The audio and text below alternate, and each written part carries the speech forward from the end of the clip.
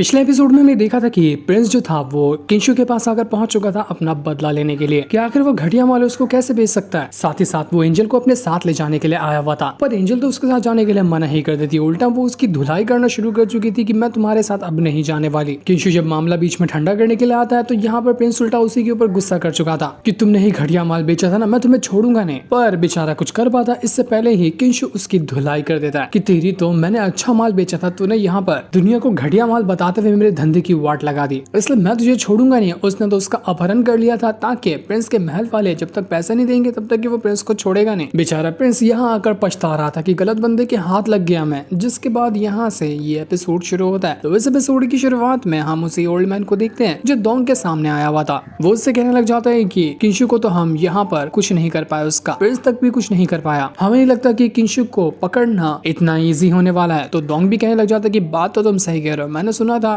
कि सबसे लूजर है वो किंशु जितने भी सन ऑफ गॉड है उनमें से, पर अब जाकर लग रहा है कि वो लूजर तो है लेकिन उसका दिमाग बहुत तेज चलता है। तो ऐसे सीधी उंगली से घी नहीं निकलने वाला, उंगली टेढ़ी ही करनी पड़ेगी। मुझे किसी भी तरह से सबसे powerful great son of God का टाइटल हासिल करना है, जो कि मुझे जितने भी बाकी सारे सन ऑफ गॉड है उनका सील हासिल करने के बाद ही मिलेगा। मैं भी तो देखूं कि आखिर कब तक के किंशु अपना सन ऑफ गॉड वाला सील मुझे देने के लिए तैयार होता है। मैं किसी भी हालत में उससे वो सील हासिल करके ही रहूंगा। मैंने पहले भी आपको बताया था कि अगर कोई सन ऑफ गॉड, बाकी के जितने भी सारे सन ऑफ गॉड है उनके पास एक सील होता है जिसे टोकन भी कहा जाता है। अगर कोई एक सन ऑफ गॉड बाकी सारा का सारा टोकन हासिल कर लेना तो वो नंबर 1 सन ऑफ गॉड हो जाएगा। उसकी रिस्पेक्ट बाकी सन ऑफ गॉड से सबसे ज्यादा रहेगी और कोई भी सन ऑफ गॉड भी उसके सामने नहीं टिक पाएगा। तो यही प्लान है उस डोंग का कि वो सारे के सारे सन ऑफ गॉड की सील हासिल कर ले। साथ ही साथ इसमें किंशु का भी नाम आएगा क्योंकि वो भी सन ऑफ गॉड है ना। लेकिन किंशु से उसकी सन ऑफ गॉड वाली सील हासिल करना उसके लिए बहुत ज्यादा मुश्किल हो रहा था। उसके हर एक प्लान फेल करता जा रहा था किंशु। इसी वजह से अब वो यहाँ पर कुछ और प्लान बनाने में लगा होता है कि किस तरह से वो किंशु से उसका सन ऑफ गॉड का सील हासिल कर सकता है। ओल्ड मैन उससे कहता है कि जहां तक कि मुझे लगता है ना, प्रिंस को जब उस किंशु ने कैद किया है तो प्रिंस के महल वाले इतनी आसानी से बैठेंगे नहीं, वो कुछ न कुछ तो जरूर करने की कोशिश करेंगे। हम इसी मौके का फायदा उठा सकते हैं, थोड़ा और भड़का सकते हैं प्रिंस के महल वालों को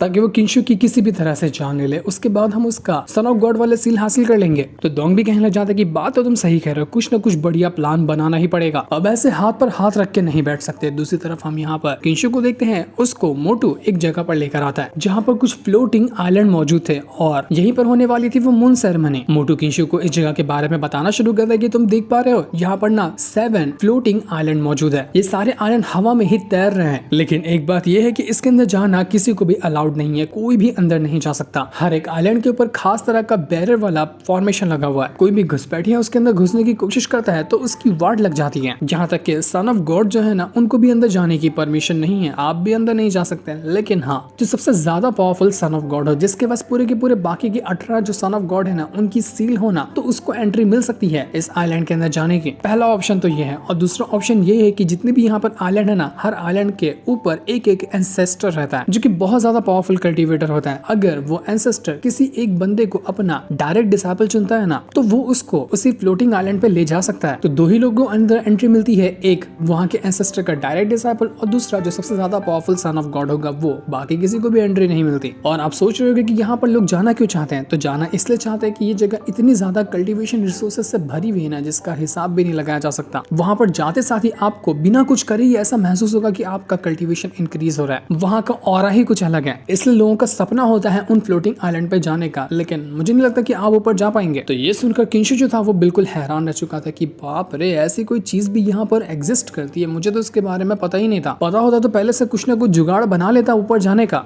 तो मोटू भी कहने लग जाता है कि आपको कैसे पता होगा, आपको तो किसी चीज के ऊपर ध्यान ही नहीं रहता कि आपके आसपास चल क्या रहा है। आपको तो अभी ये भी नहीं पता होगा कि आप पूरी तरह से कंगाल हो चुके हैं। आपने जितने भी पैसे अपने बुढ़ापे के लिए सेव करके रखे थे ना, वो सारे के सारे पैसे गायब हो गए। नहीं नहीं नहीं, मैंने बिल्कुल भी नहीं लिया। इसको ढापा है ना इसी एंजल ने। वो एंजल ने आपके सारे पैसे चुरा लिए और अपने महल वालों को, अपने साथियों को जाकर उसको दे दिया, जिसने भी एंजल का अभी तक के साथ दिया था उन लोगों को, ताकि वो लोग भी अपनी मुसीबत से बाहर निकल कर आ जाए। ये सुनकर बेचारा किंशु पागल हो जाता है कि ये नहीं हो सकता, मेरे सारे पैसे कहाँ चले गए? लेकिन हाँ, मेरे पास उतने पैसे तो नहीं थे, मेरे पास तो कुछ फूटी कौड़ी ही बची थी। इससे आखिर कितने ही लोगों की मदद हो जाएगी? मैं कोई अमीर नहीं हूँ एकदम ज्यादा। तो एंजल कहने लग जाती है कि तुम्हें शायद पता नहीं होगा, लेकिन मैंने किसी और के जरिए ना उधार लिया है। मैंने बहुत सारे पैसे उधार भी ले लिए हैं और उन पैसों को मैंने बांट दिया लोगों में जिनको जरूरत थी, क्योंकि मैं हूँ इतनी नरम दिल वाली इंसान कि मुझे किसी की मजबूरी देख ही नहीं जाती।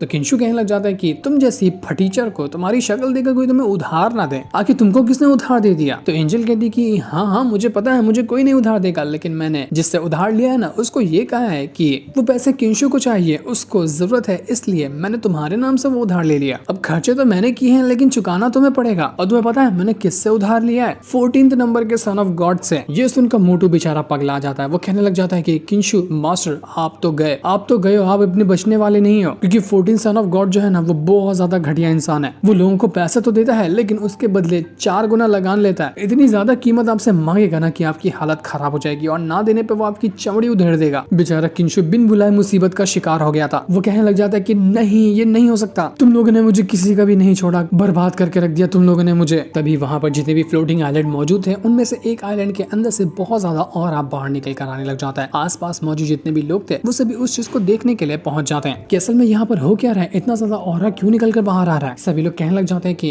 ऐसा लग रहा है ना कि किसी न किसी बंदे ने इस आइलैंड के अंदर अपना ब्रेक थ्रू किया और अपनी पावर को इंक्रीज किया है। इसी वजह से इतना स्ट्रेंज फिनोमेना यहाँ पर क्रिएट हुआ और उसका ऑरा हम यहाँ तक महसूस कर पा रहे हैं। कोई ना कोई कमाल का बंदा होगा जो अपनी पावर को इंक्रीज किया है। अभी काश हमें भी ऐसी अपॉर्चुनिटी मिलती ऊपर जाने की तो कितना अच्छा हो जाता। सभी लोग कहने लग जाते हैं कि हमें तो लगता है कि ये काम ना 3rd सन ऑफ गॉड ने किया है, उसका नाम है दावरन, और वो इन्हीं जितने भी फ्लोटिंग आइलैंड है उनमें से एक एंसेस्टर का डायरेक्ट डिसाइपल है। जितने भी 18 सन ऑफ गॉड है उनमें से सिर्फ ऐसा दावरन ही है जो कि एंसेस्टर का डायरेक्ट डिसाइपल बना है। उसके अलावा कोई भी ऐसा इंसान नहीं है जो एंसेस्टर का डायरेक्ट डिसाइपल बन पाया। और हमने तो ये भी सुना है कि दावरन बहुत टाइम से उसी आइलैंड के अंदर अपनी कल्टीवेशन कर रहा था, आज जाकर फाइनली उसका ब्रेक थ्रू हुआ है, जो कि बहुत बड़ी सौभाग्य की बात है उसके लिए। उसके तो किस्मत खुल गई है कि उसको आइलैंड पे कल्टीवेशन करने का मौका मिलता है। वहाँ के एंसेस्टर का डायरेक्ट डिसाइपल है, उसकी बस मजे ही मजे है। सारे के सारे लोग जब यहाँ पर उस दावरन की तारीफ कर रहे थे तो यहाँ पर किंशु को गुस्सा आ रहा होता है कि यार ये है कौन जिसकी तारीफ करने में सारे के सारे लोग बिजी हो गए। तभी उसका जो सुप्रीम दानदियान था उससे कहने लग जाते हैं कि देखो मैं तुम्हें एक छोटा सा काम दे रहा हूँ, काम तुम्हें पता है क्या करना है, तुम्हें इसी आइलैंड के ऊपर जाना है। अब ऊपर कैसे जाओगे तुम वो तो मैं नहीं जानता, उसका तरीका तुम्हें ही ढूंढना है, लेकिन हाँ तुम अगर ऊपर जाओगे ना तो मेरे पास तुम्हारे लिए एक बहुत ही खास चीज है जिसे हासिल करके तुम पक्का खुश हो जाने वाले हो, इसलिए ट्राई करना है कि तुम जल्द से जल्द ऊपर पहुंच जाओ। बेचारा किंशु सोचने लग जाता है कि यार मेरे तो लग गए, अब मैं ऊपर कैसे जाऊंगा, ये लोग तो मुझे ऊपर जाने की परमिशन ही नहीं देंगे, कुछ ना कुछ तो भी जुगाड़ मारना पड़ेगा। इसके बाद देखते ही देखते वो और ज्यादा इंक्रीज होता है और तब वहां पर आता है वो दावरन जो अपना ब्रेक थ्रू करके आया हुआ था। जितने भी लोग वहां मौजूद थे सभी वो यहाँ पर उस दावरन को रिस्पेक्ट पेश करने लग जाते हैं, मानो कि यहाँ पर कोई बहुत ही पावरफुल इमॉर्टल आ गया। इतनी ज्यादा रिस्पेक्ट उसको मिल रही थी और जबकि किंशु जब खड़ा होता है तो कोई उसको भाव तक नहीं देता, जबकि वो भी सन ऑफ गॉड है और वो भी सन ऑफ गॉड है। सभी लोग कहने लग जाते हैं कि दावरन ने इतने टाइम की मेहनत करके अपनी डिवाइन बॉडी को हासिल किया है, डिवाइन बॉडी को आज उसने फाइनली ब्रेक थ्रू किया, जो कि बहुत ज्यादा कमाल की चीज है। उसके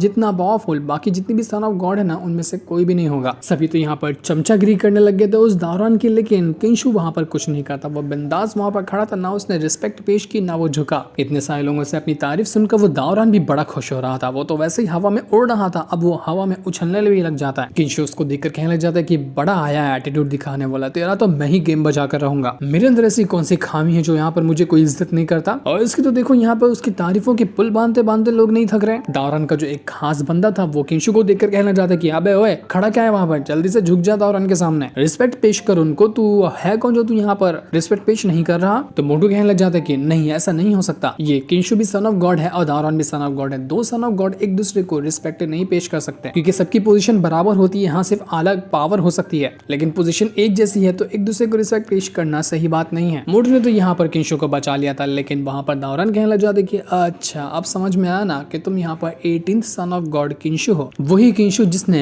सन ऑफ गॉड के नाम पर धब्बा लगा कर रखा हुआ है। लोग सन ऑफ गॉड को उतनी ज्यादा रिस्पेक्ट ही नहीं देते हैं तुम्हारी वजह से। तुम्हें पता है तुम अभी तक के वैसे हो जब मैंने पिछली बार तुम्हें देखा था, ना जाने कितने साल पहले देखा था, उस टाइम भी लूजर थे और आज भी वैसे के वैसे ही लूजर हो, कोई इंप्रूवमेंट तुम्हारे अंदर आया ही नहीं। जरा मुझे ही देखकर मोटिवेट हो जाओ और कल्टीवेशन पे ध्यान दिया करो। तो किंशु कहने लग जाते कि कहाँ से कल्टीवेशन पे ध्यान दो, तुम मुझे ऊपर आने दोगे तभी तो कल्टीवेशन पे ध्यान देता। कुछ बंदोबस्त करा सकते हो कि मेरा तुम्हारे आइलैंड पे ले जाने का, ताकि वहां जाकर मैं अपनी कल्टीवेशन कर सकूं और अपनी पावर को इंक्रीज कर पाऊं, तब मैं भी एक स्ट्रॉन्ग सन ऑफ गॉड बन जाऊंगा। तो दावरन कहने लग जाते कि ठीक है, अगर तुम्हें ऊपर ही आना है ना तो तुम्हारे पास सन ऑफ गॉड वाला जो सील है वो मेरे हवाले कर दो। अगर तुम मुझे वो देते हो तो मैं तुम्हें ऊपर ले आऊंगा, तुम्हें भी अपॉर्चुनिटी मिलेगी आइलैंड के अंदर कल्टीवेशन करने की, वहां पर होने वाली सेरेमनी में पार्टिसिपेट करने की और अपने को आपको स्ट्रॉन्ग बनाने की, पर उसके लिए तुम्हें अपना वो सील देना पड़ेगा। किंशु सोचने लग जाते हैं कि यार ये सन ऑफ गॉड का सील क्या होता है मुझे खुद नहीं पता, कहाँ रखते हैं, मेरे जेब में तो नहीं है, मेरा जेब खाली है। अब ऐसे कैसे सील को मैंने कहाँ छुपा कर रखा है, मेरा सील कहाँ चला गया मुझे वही नहीं पता, इसलिए मैं इस दावरान की बात मान लेता हूँ। क्या पता वो मेरे अंदर से मेरा सील बाहर निकाल ले, उसके बाद मुझे भी तो मालूम पड़ेगा कि असल में वो सील होता क्या है। बेचारा किंशु सन ऑफ गॉड था, लेकिन उसको खुद ही नहीं पता कि वो सन ऑफ गॉड वाली सील क्या होती है, कहाँ रखा जाता है उसको और किस तरह से उसका इस्तेमाल करते हैं। तो अगर यहाँ पर दावरान ही उसका सील निकालने में हेल्प करता है तो किंशु के लिए तो मजा ही हो जाएगा। वो उससे कहने लग जाता है कि दावरान आओ और मेरे अंदर से ये सील बाहर निकाल लो, अगर तुम्हें चाहिए तो मैं तुम्हें वो देने के लिए तैयार हूँ।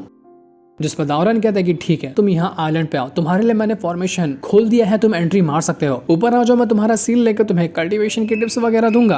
पर अब यहाँ प्रॉब्लम वाली बात ये थी कि किंशु को उड़ना आता ही नहीं था और वो जो फ्लोटिंग आइलैंड है वो आसमान में बहुत ऊंचाई पर रखा हुआ है जहाँ पर बादल है। अब किंशु ऊपर कैसे जाएगा, और अगर वो ऊपर नहीं गया तो यहाँ पर लोग तो उसकी बेइज्जती करने लगेंगे। वो उड़ नहीं पाता लेकिन वो लंबी लंबी छलांग जरूर मार पाता है, पर वो कितनी भी लंबी छलांग मार ले इतना ऊपर जाना उसके लिए बहुत मुश्किल होगा। सारे लोग दोबारा से किंशु बेचारे का मजाक उड़ाने लगते हैं कि अरे ये क्या जाएगा आइलैंड पे, बेचारे को उड़ना ही नहीं आता, बंदों की तरह उछल उछल कर बस यहीं पे रह जाएगा। ये सुनकर किंशु को गुस्सा आता है। वो मोटू से कहता है कि मोटू जरा कुछ बंदोबस्त कर, मुझे ऊपर जाना है। तो ये सुनकर मोटू जो था वो अपनी पावर का इस्तेमाल करते हुए छोटे छोटे स्टोन को कलेक्ट करता है और उनको वो हवा में फेंकने लग गया था। जैसे जैसे वो उन स्टोन को हवा में फेंक रहा था किंशु उन स्टोन के ऊपर पैर रखते हुए उछल उछल कर ऊपर जाने की कोशिश करता है ताकि वो लंबी लंबी छलांग मारते हुए सीधा उस आइलैंड के ऊपर पहुंच जाए। काफी देर की मेहनत के बाद और बहुत ज्यादा कोशिशों के बाद वो थोड़ा ऊपर आ चुका था, लेकिन दावरान उसको देखकर कहने लग जाते कि अरे नहीं यार तू इतना आधा ऊपर आ गया लेकिन अभी भी आधा बाकी है, अब तू कैसे ऊपर आएगा, तू जब ऊपर ही नहीं आ सकता तो तेरा आइलैंड में लाकर फायदा क्या होगा। किंशु समझ चुका था कि नहीं अब वो और ऊपर नहीं जा सकता, तो वो मोटू से कहता है कि मोटू जरा माउंटेन ड्यू तो लाना, डर की भैंस की टांग मैं सीधा छलांग मारते हुए ऊपर जाकर ही रहूंगा। तो मोटू सीधा का सीधा आता है और हवा में वो जाकर खड़ा हो जाता है। वो सपोर्ट दे रहा था किंशु को और जैसे ही वो यहाँ पर आया था किंशु उसके कंधे के ऊपर पैर रखता है और ऐसी लंबी छलांग मारता है कि सीधा का सीधा वो आइलैंड के पास जाकर पहुंच चुका था। जितने भी लोग यहाँ मौजूद थे वो लोग देखकर बिल्कुल शॉक्ड हो जाते हैं कि बाप रे, मानना पड़ेगा किंशु के पास पावर तो नहीं है लेकिन इसका दिमाग बड़ा तेज चलता है, हम लोग को भी माउंटेन ड्यू चाहिए, हम भी ऐसे ही उछलेंगे। किंशु तो यहाँ पर सारे के सारे लोगों की बोलती बंद कर दी थी जो उसका मजाक उड़ा रहे थे। और जैसे यहाँ पर किंशु ऊपर आता है उसको बहुत अच्छा लगता है कि अरे वाह यहाँ का तो नजारा ही कुछ अलग है, यहाँ की हवा में ही एक स्पेशल ऑरा महसूस हो रहा है मुझे। तभी तो लोग मरते हैं यहाँ पर अपनी कल्टीवेशन इंक्रीज करने के लिए, मजा ही आ गया यहाँ पर आकर। तो जैसे किंशु यहाँ पर आया था सुप्रीम दांते ने उससे कहता है कि किंशु तुमने मेरा काम पूरा किया, अब मैंने तुमसे वादा किया था ना कि मैं तुम्हें एक गिफ्ट दूंगा जो तुम्हें पक्का पसंद आने वाला है, तो ये लो मेरा गिफ्ट तुम्हारे लिए। वो तुरंत यहाँ पर अपनी पावर का इस्तेमाल करते हुए वो डिवाइन बॉडी को एक्टिवेट कर लेता है, सेम वही डिवाइन बॉडी जिसे वो दावरान इतने टाइम की मेहनत करते हुए आज ब्रेक थ्रू किया था। और सुप्रीम दांतिया ने किंशु को तो वो ऐसा ही दे दिया, बस आइलैंड पे आने के बाद कि लो तुम्हारे लिए मैंने सुप्रीम डिवाइन बॉडी दी है, इसका तुम इस्तेमाल कर सकते हो। किंशु तो यहाँ पर देखकर इतना ज्यादा खुश हो गया था उसकी खुशी का ठिकाना ही नहीं रहता कि बड़ा आया दावरान इतने साल से कल्टीवेशन करते हुए डिवाइन बॉडी हासिल की, मुझे तो यहाँ पर 2 मिनट में मिल गई। अब ऐसा इसका गेम बजाऊंगा ना, देखते रह जाएगा ये। अपन को भी चाहिए फुल इज्जत जैसे कि इस दावरान को लोग करते हैं। दावरान जो था वो किंशु से कहने लग जाते कि किंशु मानना पड़ेगा तुम हो तो बहुत ही चालू इंसान, तुम्हें पता है कि सिचुएशन को कैसे हैंडल करना है, कैसे उसका इस्तेमाल करते हुए अपॉर्चुनिटी को क्रिएट करना है, और तुमने मेरे सामने वो करके दिखा दिया। मैं बहुत ज्यादा खुश हूँ तुम्हारे इस टैलेंट से। किंशु भी कहते हैं कि ये जगह बड़ी कमाल की है, यहाँ पर तो कल्टीवेशन करने में मजा ही आ जाएगा, मैं तो बहुत ज्यादा एक्साइटेड हूँ कल्टीवेशन करने के लिए। तो